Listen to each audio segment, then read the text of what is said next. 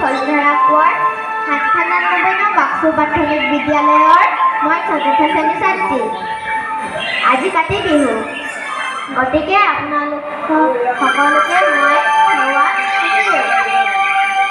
আজি মই মোৰ গাঁওখনক লৈ এটি গীত পৰিৱেশন কৰিবলৈ লৈছোঁ।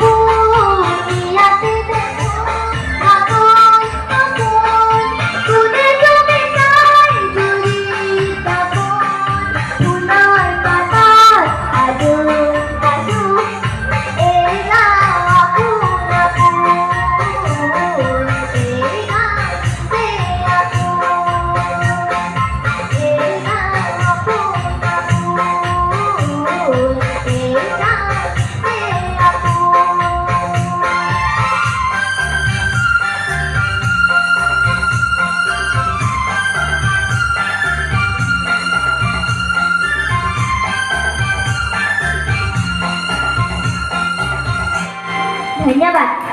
ধন্যবাদ। তোমাক আমি মঞ্চত ত্যাগ কৰিবলৈ নিদিম এতিয়া দেই।